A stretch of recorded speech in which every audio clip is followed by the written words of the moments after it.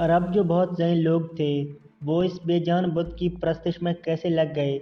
इस बुत में ऐसा क्या था कि इनको पूजने वालों की तादाद में इजाफा होता गया। ये बुत अरबों को ऐसा क्या दिखाते थे कि वो इसको पूजने पर मजबूर थे। क्या उज़्ज़ा नामी अरबों की ये देवी सिर्फ एक बेजान पत्थर थी या कोई मावराई ताकत।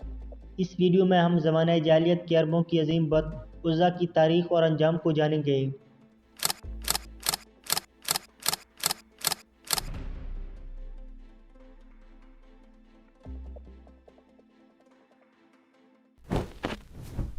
अरब कौम हज़रत इस्माईल अलैहिस्सलाम की नस्ल से ताल्लुक़ रखते हैं। ये लोग पहले तौहीद परस्त थे और दीन इब्राहिमी पर थे, लेकिन फिर इब्लीस ने इनको कुफ्र व शिर्क में मुब्तला कर दिया। मुशरिकीन अरब के बहुत से बुत थे, लेकिन इनमें से 3 बुत बहुत ज़्यादा शोहरत और अहमियत रखते थे। इनके नाम लात, मनात और उज़्ज़ा थे। लात, मनात और उज़्ज़ा को अरब ज़माने जाहिलियत से पूजते आ रहे थे और इनके आगे कुर्बानी करते, इनसे मन्नतें मांगते और इनका बड़ा एहतराम किया करते थे। अरब लात, मनात और उज़्ज़ा इन तीनों बुतों को ही मानते थे, लेकिन इन तीनों में सबसे ज़्यादा बुलंद मुकाम उज़्ज़ा का था। लफ्ज़ उज़्ज़ा इज़्ज़त से निकला है, जिसके माने सबसे ज़्यादा काबिल इज़्ज़त के हैं। मशहूर अरब कुरैश कबाइल बनु कुरैश, बनु सलीम, बनु उत्फ़ान, बनु सकीफ़, बनु कनाना और औस व खिज़रज उज़्ज़ा देवी की पूजा किया करते थे।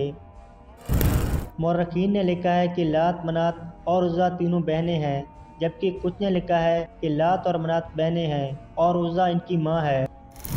मुशरिकीन के अकायद के मुताबिक लात अमन व खुशहाली, रहम और इंतकाम की देवी है, जबकि मुसाफिर अपना सफ़र शुरू करने से पहले लात से अच्छे मौसम और हिफाजत के लिए दुआएं किया करते थे। लात के तमाम बुतों में देखा गया है कि इसके एक हाथ में खजूर की शाख होती है और वो एक शेर पर सवार होती है, जिसे अरब असदुल लात कहते थे।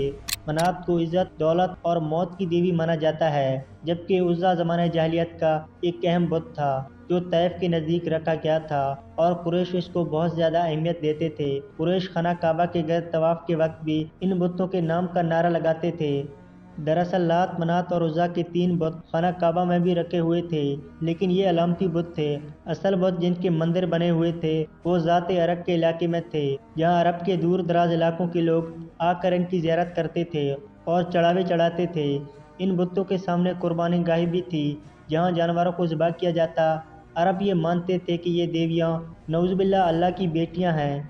अरबों के नज़दीक उज़्ज़ा इज़्ज़त, हिफाजत, हुस्न, जज्बात और मोहब्बत की देवी थी। दरअसल इन बुतों के साथ 3 चुड़ैलें मुंसलिक थी।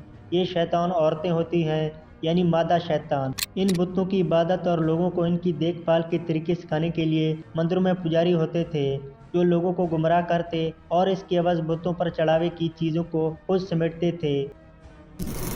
उज़्ज़ा का ये बुत खराज नामी एक बस्ती में वाक़ था। ये एक शानदार मंदिर था। इस मंदिर में दोबिया अस्मिनी नामी एक पुजारी उज़्ज़ा की देखभाल और खिदमत किया करता था। मंदिर के थोड़े फासले पर जाओ के दरख्त थे।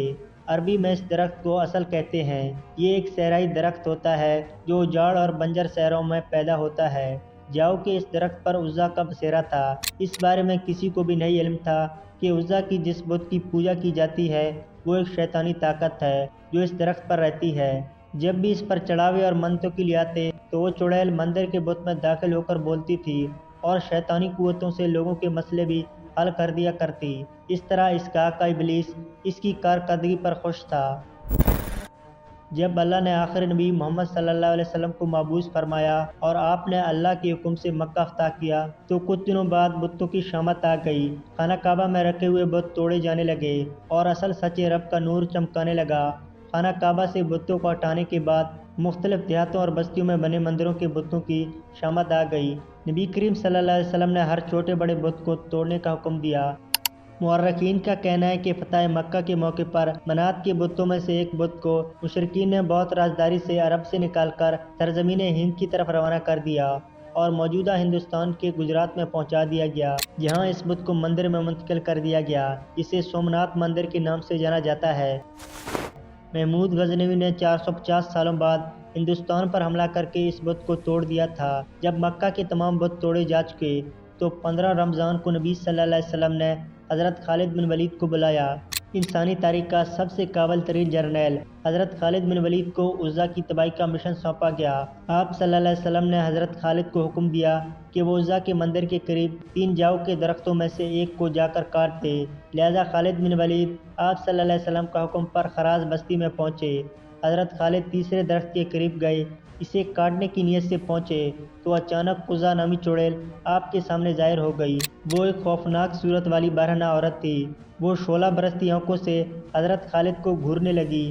اچانک مندر کا پجاری بلند آواز میں بولا، عزا، خالد کو قتل کر دے۔ اگر تو نے خالد کو قتل نہیں کیا تو آج تو ذلیل و رسوا ہو جائے گی۔ عزا حضرت خالد کی جانب بڑھی۔ آپ نے تلوار نکالی اور اللہ کا نام لے کر عزا پر حملہ کر دیا۔ پہلے ہی وار میں عزا کا سر تن سے جدا ہو گیا۔ اس کے زمین پر گرتے ہی اس کا جسم جلنے لگا۔ تھوڑی دیر بعد آپ کے سامنے کوئلے کا ایک ڈھیر پڑا ہوا تھا۔ آپ نے اس کو قتل کرنے کے بعد اس کے بت کے بھی ٹکڑے ٹکڑے کر دیے تھے۔ پھر اس کے بعد مندر کے پجاری کو قتل کر کے واپس روانہ ہوئے۔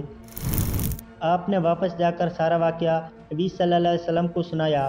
اس پر آپ صلی اللہ علیہ وسلم نے فرمایا، یہ عزا تھی، اب یہ ہمیشہ کے لیے ختم ہو گئی ہے، اس کی دوبارہ پوجا نہیں ہوگی۔